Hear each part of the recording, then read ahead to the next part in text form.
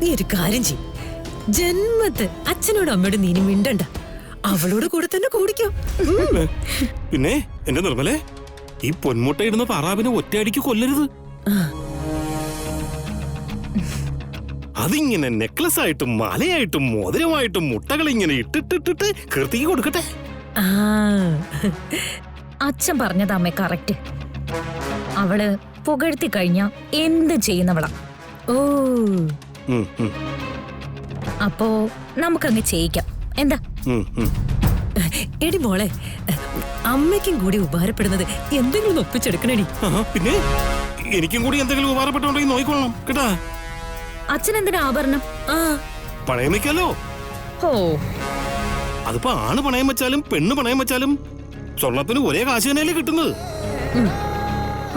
നിങ്ങൾ പേടിക്കണ്ട, അവളുടെ കാര്യം ഞാൻ ഏറ്റു.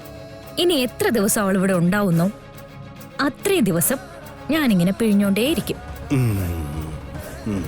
എന്നിട്ട് ആ കൂട്ടത്തില് അവളുടെ ഉള്ളിലുള്ള ആ രഹസ്യം കൂടി ഞാനങ്ങ് ചോർത്തു. അവളെ പോലെ വേറൊരുത്തി ഉണ്ടെന്നുള്ള രഹസ്യം. അതെന്റെ കൈ കിട്ടുന്ന ദിവസം എന്നേക്കുമായിട്ട് അവൾ ഇവിടുന്ന് പുറത്താ. നിങ്ങൾ നോക്കിക്കോ.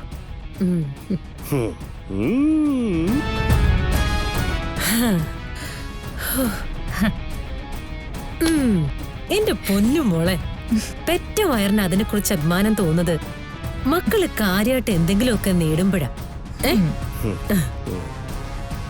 അയ്യോ, നിന്നെ കുറിച്ച് ഓർക്കുമ്പോ അമ്മയ്ക്ക് ചില്ലറ അഭിമാനമൊന്നും അല്ല. എന്റെ പൊന്നു മോള്.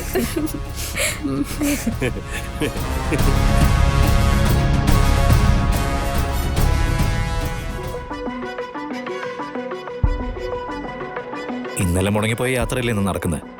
അതുകൊണ്ടാ കൂടെ തന്നെ ഞാൻ കാവല് പോലെ നിന്നത്. ഓ, അത് ശരി. അല്ലാതെ പിന്നെ അവരാരെങ്കിലും വന്ന് ഇന്നത്തെ യാത്രയും കൂടി മുടക്കി കഴിഞ്ഞാലോ? Thank you Naveen. ഇന്നലത്തെ യാത്ര മുടങ്ങിയാല് എനിക്കും വിഷമൊക്കെ ഉണ്ടായിരുന്നു. പക്ഷെ ആ അവസ്ഥയിൽ നമ്മളൊരു യാത്ര ചെയ്താ എന്റെ മനസ്സ് എന്തായാലും നേരെ നിൽക്കുന്നില്ല. പിന്നെ നവീൻ അത് ബുദ്ധിമുട്ടായിരിക്കും. ഓ, ഇപ്പൊ ഈ പറഞ്ഞില്ലേ, ചെറിയ ചെറിയ കാര്യങ്ങൾ പറയുമ്പോൾ അങ്ങോട്ടും ഇങ്ങോട്ടും ബുദ്ധിമുട്ടുണ്ടോയെന്നൊരു അന്വേഷണം. അത് ജീവിതത്തിൽ കൊണ്ടു നടക്കാവുന്ന ഒരു നല്ല കാര്യം. നമ്മളറിയാതെ നമ്മൾ തന്നെ ശുദ്ധീകരിക്കപ്പെടും. ഓക്കെ, സമയം കിട്ടുമ്പോഴൊക്കെ ഞാൻ എന്റെ മനസ്സ് ശുദ്ധീകരിച്ചു വെക്കാം. ഓക്കെ മോനെ,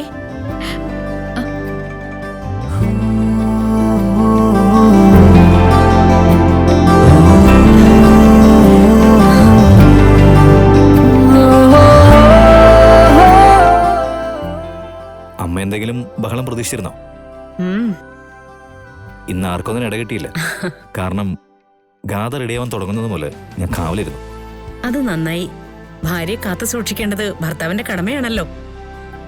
അങ്ങനെയല്ലമ്മേ, ഭാര്യയെ അമ്മായിൽ നിന്നും കാത്തു സൂക്ഷിക്കേണ്ടത്. അങ്ങനെ തിരുത്തണം. എന്ന് പോയിട്ട് വരട്ടെ അമ്മേ. ഇപ്പൊ ഇവിടുന്ന് ഇറങ്ങുന്നത് പോലെ തന്നെ ഈ ചിരിയോടുകൂടി തിരിച്ചു കയറി വന്നേക്കണം, കേട്ടല്ലോ? ഓക്കെ, പോവാം.